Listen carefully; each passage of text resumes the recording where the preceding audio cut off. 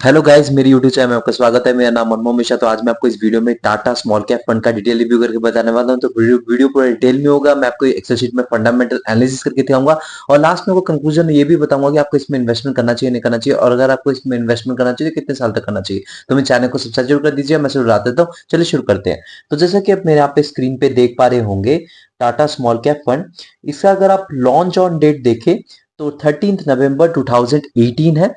तो इस फंड को बेसिकली देखा जाए तो 6.1 इयर्स हो चुके हैं लॉन्च होते होते। मतलब एक मीडियम बेस का फंड है, मतलब ज्यादा पुराना फंड नहीं है कि ज्यादा नया फंड भी नहीं है।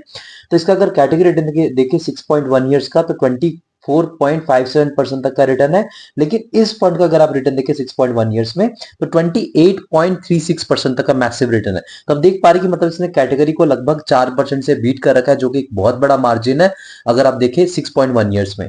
तो मैं यहाँ पे एक पॉजिटिव फीडबैक दूंगा, क्योंकि कैटेगरी बीटिंग रिटर्न होना जरूरी होता है। तो यहाँ पे कैटेगरी बीटिंग रिटर्न है। लेकिन यहाँ पे अब नीचे हम उसका भी क्या नाम है, रिस्क और रिटर्न का भी, रिटर्न रेशियो का एनालिसिस करेंगे। उसी बेसिस पे हम जज कर पाएंगे कि ये बेसिकली म्यूचुअल फंड में जो रिटर्न दे रखा है वो वर्थ है या नहीं है। क्योंकि देखिए, अगर यहाँ पे रिस्क बहुत ज्यादा ले रखा है अपने कैटेगरी से और रिटर्न सिर्फ 4% बीटिंग रिटर्न है, तो डेफिनेटली वहां पे पॉजिटिव फीडबैक भी नेगेटिव फीडबैक बन जाता है। तो आप पूरा डिटेल में वीडियो देखिएगा, ये नहीं कि अभी आपने रिटर्न देख के पॉजिटिव फीडबैक देख के एग्जिट मार लिया और जाके भाग के इन्वेस्टमेंट कर दिया। ऐसा बिल्कुल भी मत करिएगा, पूरा वीडियो देखिएगा, उसके बेसिस पे ही जज करिएगा।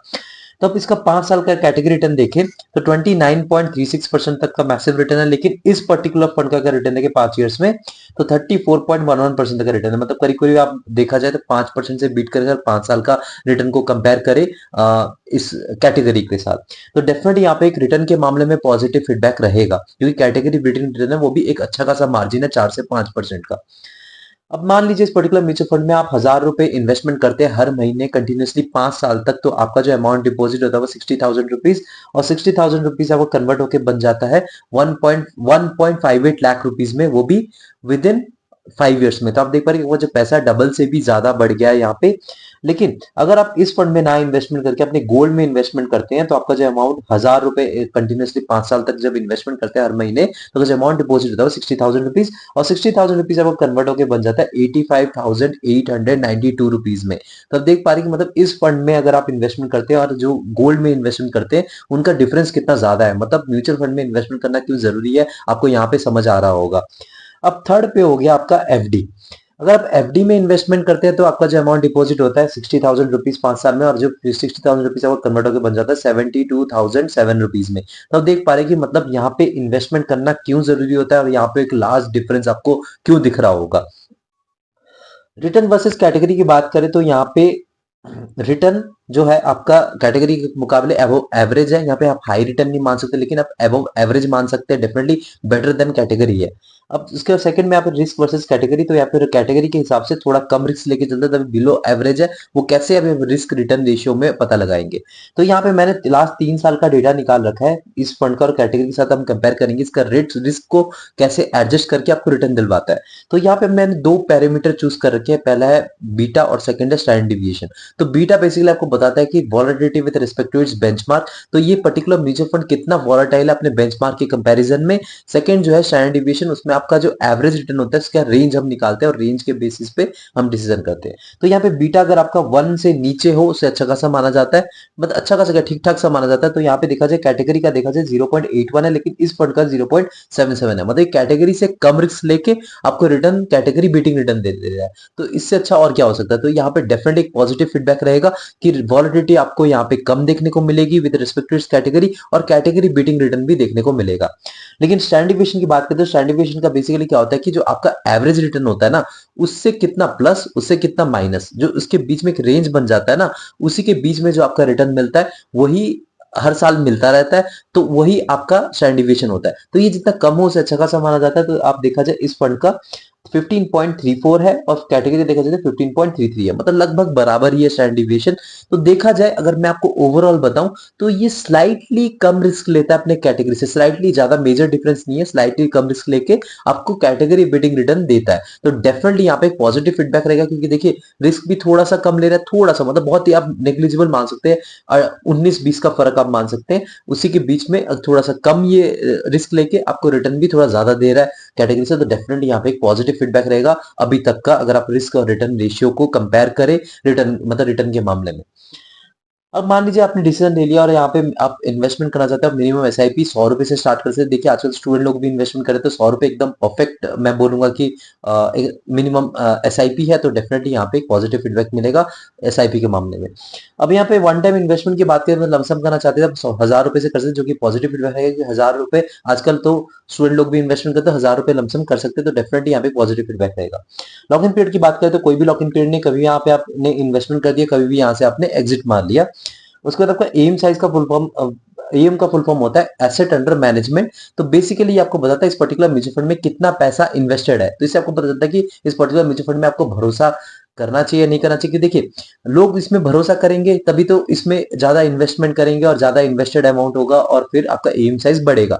तो इसीलिए यहाँ पे अगर एम साइज कम है तो डेफिनेटली मैटर ऑफ कंसर्न है, वहां पे कुछ ना कुछ प्रॉब्लम है, तभी लोग भरोसा नहीं कर रहे हैं, लोग ज्यादा इन्वेस्टमेंट नहीं कर रहे हैं, तभी इसका एम साइज कम है। लेकिन अगर आपका लोग भरोसा कर रहे हैं तो यहाँ पे एम साइज एकदम परफेक्ट रहेगा। और अगर एम साइज आपका ज्यादा हो जा रहा है तो वहां पे एक प्रॉब्लम आती है फंड मैनेजमेंट की दिक्कत। जी हाँ, अगर फंड मैनेजर मैनेजमेंट कर लेते कोई ज्यादा प्रॉब्लम नहीं आती। जैसे एग्जांपल ले लीजिए, आपको Nippon India small cap fund है, उसका अगर आप एम साइज देखें तो 60,000 करोड़ रुपीज या फिर 65,000 करोड़ रुपीज उसी के आसपास है। तो इतना ज्यादा जो एम साइज हो गया ना, तो अभी फंड मैनेजर को मैनेजमेंट में दिक्कत आ रही है, तो वो क्या करते हैं बीच बीच में एसआईपी बंद कर देते हैं, लमसम बंद कर देते हैं, तो ऐसी छोटी मोटी इशू फेस करने को पड़ता है। लेकिन हाँ, अगर फंड मैनेजर मैनेजमेंट ठीक ठाक सा कर लेते तो कोई ज्यादा प्रॉब्लम आपको फेस करने को नहीं पड़ता है। तो यहाँ पे अगर देखा जाए तो एम साइज जो है 9,464 करोड़ रुपीज। तो मेरा जो एक क्राइटेरिया सेट कर गया, अगर आपका 10 साल से ज्यादा पुराना फंड है और 15 साल के बीच में है, तो जो परफेक्ट एम साइज होता है वो 10,000 करोड़ रुपीज से लेकर 30,000 करोड़ रुपीज के बीच में होना चाहिए। तो यहाँ पे देखा जाए आपका 6 साल का पुराना फंड है 6.1 ईयर्स का और 9,464 करोड़ रुपीज, तो डेफिनेटली एक परफेक्ट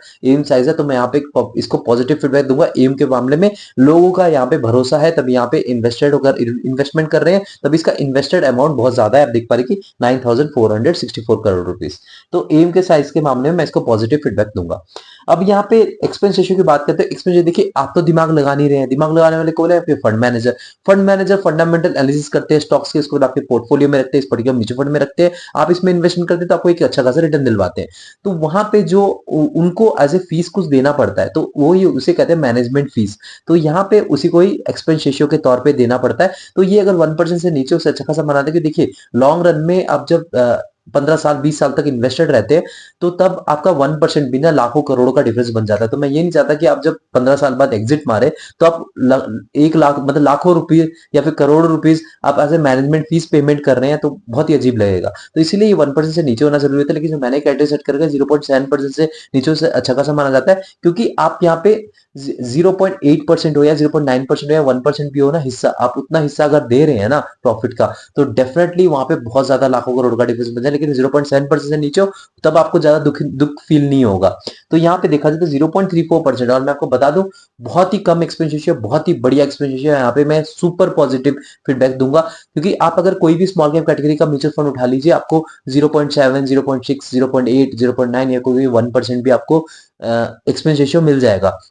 लेकिन ये जो पर्टिकुलर म्यूचुअल फंड है ना, इसमें सबसे कम एक्सपेंस रेशियो है, जो कि बहुत ही बढ़िया चीज है। तो यहाँ पे डेफिनेटली एक सुपर पॉजिटिव फीडबैक रहेगा एक्सपेंस रेशियो के मामले में। टैक्स इन्फॉर्मेशन की बात करें तो यहाँ पे 1 साल से पहले आपने एग्जिट मार लिया, प्रॉफिट बुकिंग कर लिया आपने, तो 20% तक आपको टैक्स देना पड़ेगा प्रॉफिट पे। अगर 1 साल के बाद आपने एग्जिट मारा तो 12.5% तक का टैक्स देना प्रॉफिट पे। अगर 1 साल से पहले आपने एग्जिट मारा तो 1% तक का एग्जिट लोड देना पड़ेगा। 1 साल के बाद आपने एग्जिट मारा तो एग्जिट लोड देने की कोई जरूरत नहीं है। सबसे यहाँ पे मेन बात पे आते हैं वो मार्केट कैपिटल। मार्केट कैपिटल की बात करते हैं मिड कैप में 8.11% तक का एलोकेशन है, स्मॉल कैप में इनका 82.66% तक का एलोकेशन है, थर्ड में हो गया आपका लार्ज कैप में इनका कोई भी एलोकेशन नहीं है, और अदर्स में देखा जाए तो 9.2% तक का एलोकेशन है।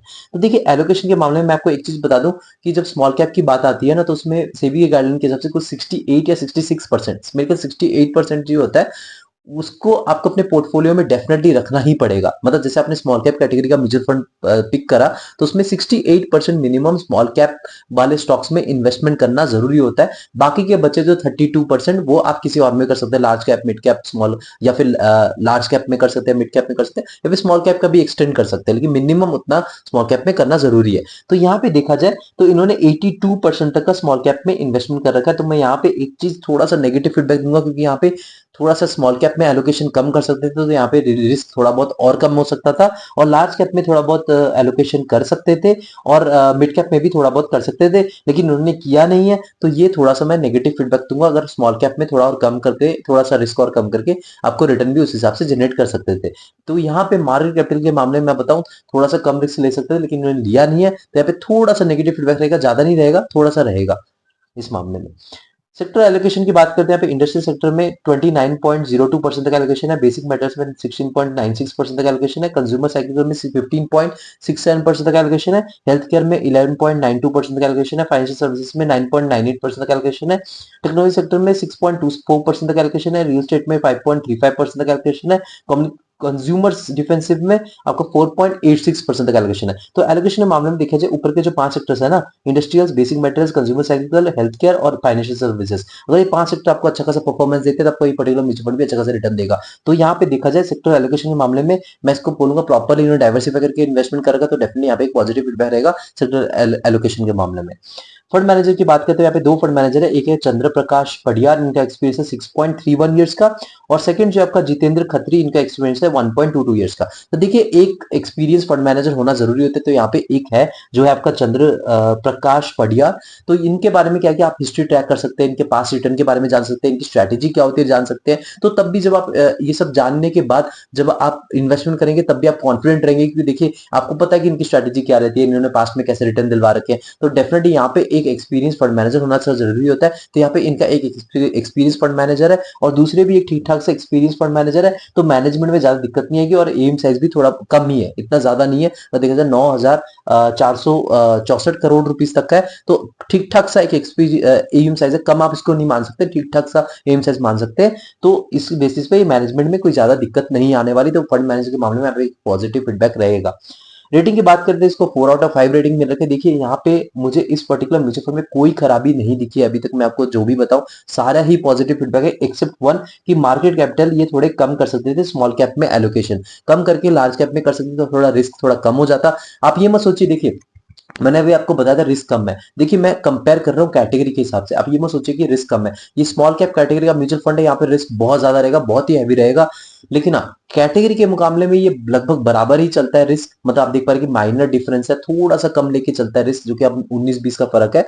आप देख, जो मैंने आपको बीटा और स्टैंड डिविएशन के बारे में बताया था, तो 19-20 का फर्क निकला था, तो 19-20 का फर्क है, थोड़ा सा कम रिस्क लेके आपको रिटर्न जो है थोड़ा कैटेगरी बीटिंग रिटर्न दे रहा है। लेकिन वैसे में नॉर्मली देखा जाए तो ज्यादा रिस्की फंड है, क्योंकि ये स्मॉल कैप कैटेगरी का फंड है। यहाँ पे 82% तक का एलोकेशन स्मॉल कैप में हो रखा है, तो डेफिनेटली यहाँ पे रिस्क बना रहेगा। तो ये जो है, आप यहाँ पे अगर इन्वेस्टमेंट करना चाहते हो डेफिनेटली कर सकते हैं, एक अच्छा म्यूचुअल फंड है, लेकिन आप सारा पैसा इस पर्टिकुलर म्यूचुअल फंड में मत लगाइए। आपको शर्त कुछ फॉलो करना पड़ेगा, जैसे आपका मिनिमम टाइम फ्रेम अगर 7 से 10 साल है, तभी ऐसे म्यूचुअल फंड की तरफ देखिए। उसके बीच में आप पैसा बिल्कुल भी मत निकालिए, अपने रिग्रेसली और कंसिस्टेंटली आप एसआईपी कर रहे हैं लगातार 7 से 10 साल तक, तो डेफिनेटली आपको एक अच्छा खासा रिटर्न मिलने के चांसेस हैं। और दूसरी चीज, अगर आपका रिस्क एपिटाइट बहुत हाई है, जी हाँ बहुत हाई है, तभी जाके ऐसे म्यूचुअल फंड में इन्वेस्टमेंट करिएगा, क्योंकि यहाँ पे स्मॉल कैप के में ज्यादा इन्वेस्टमेंट हो रखा है। स्मॉल कैप मतलब छोटी कंपनीज में, छोटी कंपनीज अभी डेवलपिंग फेज में है, अभी बड़ी कंपनी नहीं बनी है। तो यहाँ पे डेफिनेटली आपका जो वॉलेटिलिटी है वो बहुत ही हाई रहेगा। आप ये मुझसे कैटेगरी कंपैरिजन में थोड़ा कम रहेगा, तो कम ही रहेगा, कम नहीं रहेगा, बहुत ज्यादा रहेगा, लेकिन कैटेगरी के कंपैरिजन में थोड़ा कम है।